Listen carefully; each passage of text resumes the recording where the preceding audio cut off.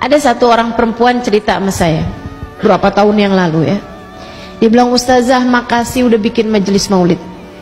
Ustazah, jangan pernah berhenti bikin majelis maulid." Saya tanya, "Kenapa gitu?" Dia pun cerita. Dia bilang, "Saya Ustazah, majelis maulid yang Ustazah bikin waktu itu masih di depan rumah saya tuh. Kita bikin masih di jalanan."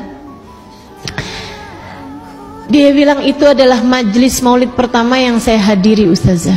Saya nggak pernah tahu ada majelis semacam itu dulunya. Dia bilang, saya waktu itu sedang dalam masalah rumah tangga. Udah di ujung tanduk, udah hampir bercerai. Saya sering marah sama suami saya juga sering marah sama saya. Dia bilang sampai puncaknya malam itu. Malam yang besoknya dia hadir majelis maulid. Dia bilang, malam itu Ustazah, suami saya pulang larut malam, anak-anak udah saya ungsikan di rumahnya nenek mereka. Dia bilang di rumah keluarga saya, jadi saya cuma sama suami aja. Dia pulang malam-malam, saya pun marah sama dia. Dia marah juga sama saya. Saya udah benci banget sama dia. Dia pun juga sepertinya seperti itu.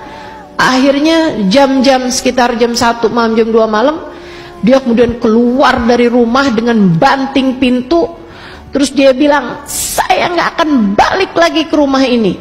Saya pun lari menuju ke pintu. Saya buka pintunya, jangan pernah balik lagi ke rumah sini. Habis itu saya tutup pintunya. Saya sangat marah. Tapi saya galau, saya bingung mau telepon teman saya mau curhat jam 2 pagi. Jadi saya tungguin aja sampai subuh.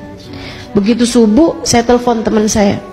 Saya bilang, temenin yuk, besok jalan-jalan. Kata temennya, jalan-jalan kemana? Mana aja deh, saya lagi sumpek banget nih, saya lagi galau.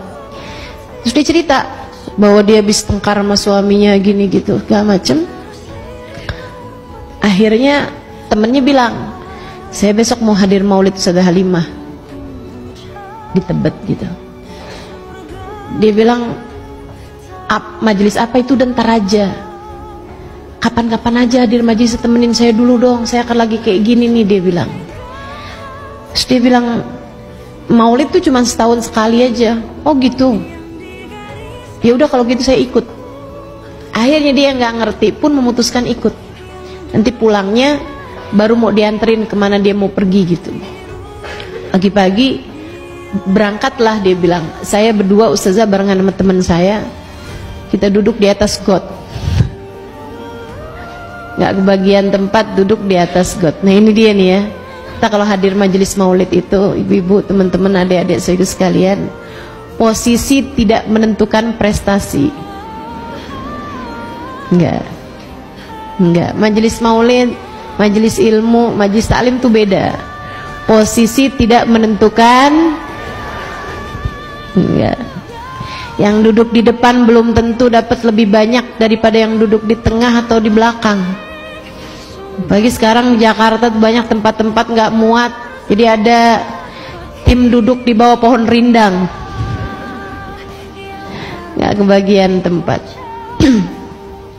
Masalahnya masalah hati, bukan masalah posisi. Dia bilang, saya duduk Ustazah, saya nggak ngerti nih ngapain sih orang-orang ini, sampai segitunya kok rame banget sih yang datang. Dia bilang, saya duduk aja dengerin. Saya tuh pertamanya lihat ada gitu orang-orang yang pada nangis, ngapain sih gitu. Saya pun baca, dengerin. Ini yang dibaca apaan sih? Saya kasih tahu sama teman saya, ini kitab maulid namanya Sejarah Nabi Muhammad. Oh, saya dengerin, suaranya enak-enak gitu. Habis itu Ustazah cerita, kata dia nih, waktu itu tentang Sayyidah Khadijah. Ya Allah Ustazah, itu kayak rasanya Ustazah lagi ngomong buat saya doang. Rasanya tuh kayak telinga saya lagi dibisikin gitu.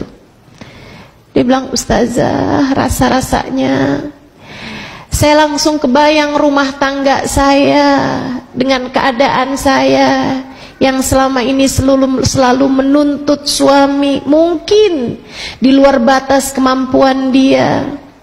Saya rasanya dihadapkan kepada diri saya yang begitu menjijikkan. Saya seperti tampar-tampar ustazah rasanya. Saya menangis di majelis itu, saya menangis. Sampai kemudian kita berdiri bersama-sama untuk ucap salam kepada Nabi, dan ustazah bilang doa, ini mustajab nih doa di saat berdiri. Saya pun ikut berdiri, dan saat itulah saya doa, saya minta sama Allah, ya Allah jadikan saya istri yang solehah. Saya ingat-ingat suami saya, padahal dia begitu baik sebenarnya. Hanya saya aja yang terlalu menuntut kepadanya hal-hal yang di luar batas kemampuan dia. Dia bilang, saya terus aja introspeksi diri saya sendiri dengan linangan air mata. Saya doa, ya Allah sisain, ya Allah sisain.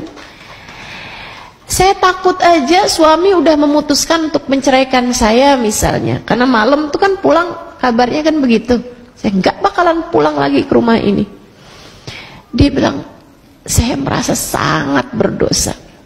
Saya doa sama Allah, ya Allah sisakan waktu, saya ingin menjadi istri yang solehah bagi suami saya ingin menjadi ibu yang baik bagi anak-anak saya ingin bisa jadi perempuan yang nanti di akhirat ketemu sama Sayyidah Khadijah.